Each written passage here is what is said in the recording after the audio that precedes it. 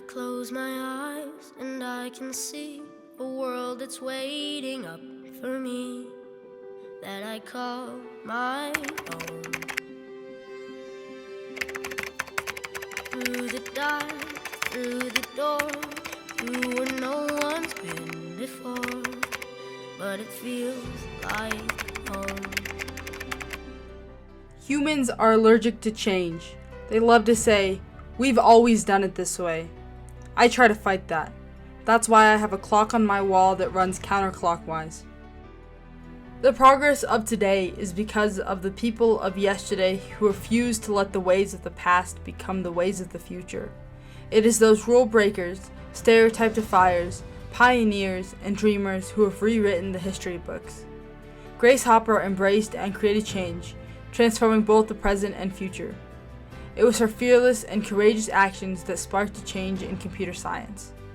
Grace Hopper broke barriers in the computer industry and changed how programmers worked with computers, while also breaking societal barriers. Grace Hopper was not just another statistic or a number.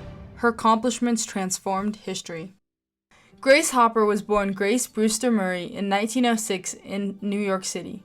From an early age, Grace had an intense intellectual curiosity, which led her to earn degrees in math and physics from Vassar College. She then attended Yale University and earned her master's degree in mathematics in 1930.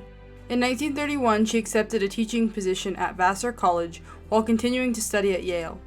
She later earned her PhD in mathematics as one of the first few women to earn that distinction. The 1930s was a great period of growth and opportunities for women in the world of academia. The number of doctorates earned by women during this time would not be matched again for several decades. Grace was the 11th woman to earn a doctorate in math from Yale, only 39 years after the first woman earned her PhD in math. During the 1930s, 113 women earned PhDs in math, accounting for 15% of the total math doctorates. Although this was a less unusual time to earn her doctorate, it is still remarkable for her to earn this distinction. Women were still a minority in earning math doctorates and would continue being so for decades.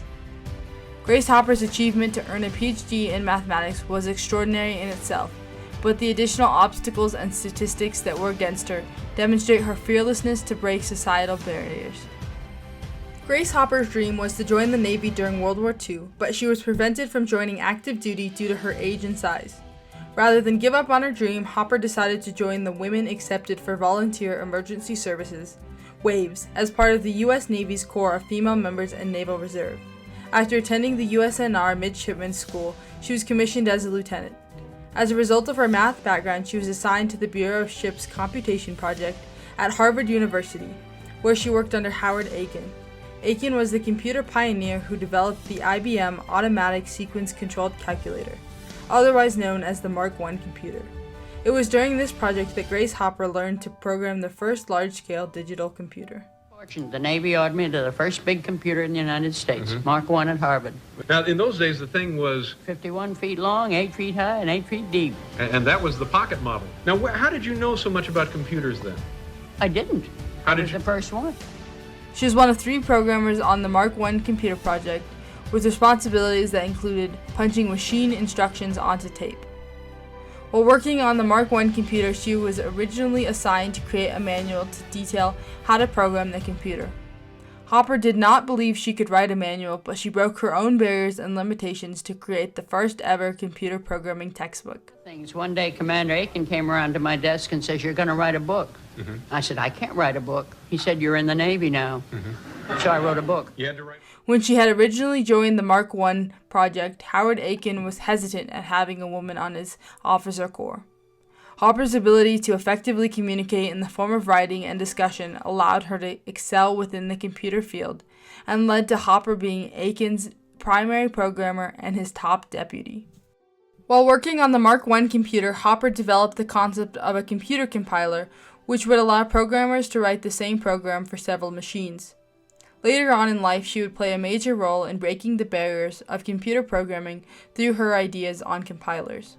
Although World War II expanded the opportunities available for women, it did not cure all of the inequality and adversity women faced.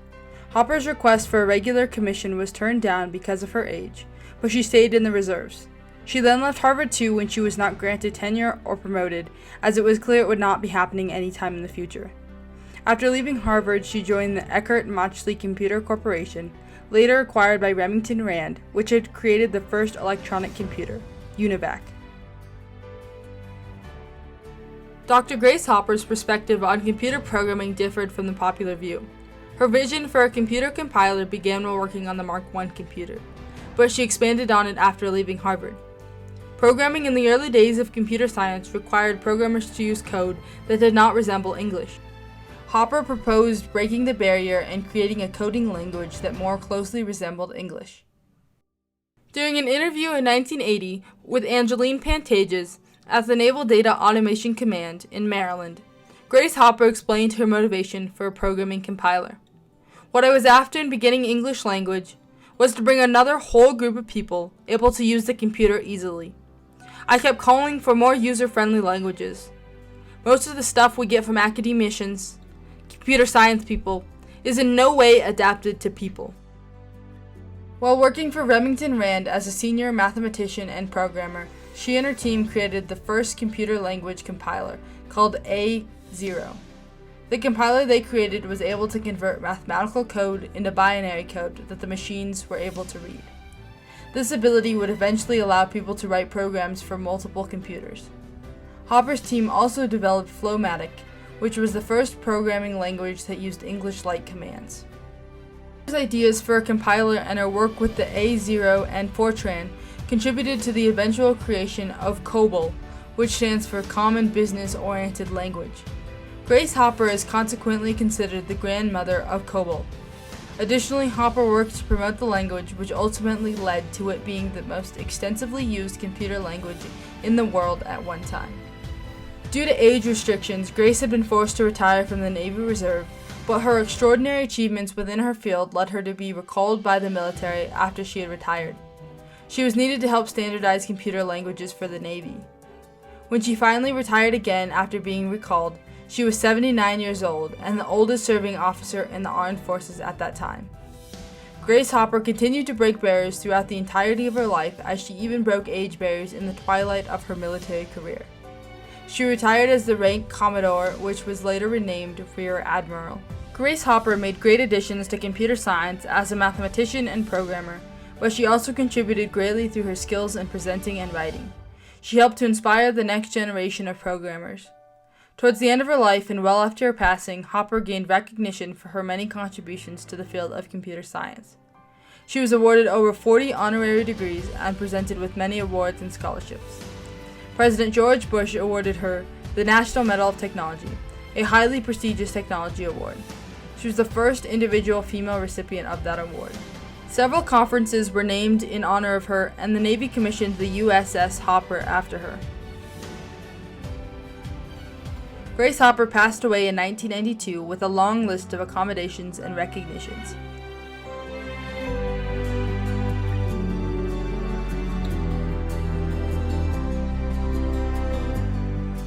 That list was further added to when she was awarded the Presidential Medal of Freedom posthumously.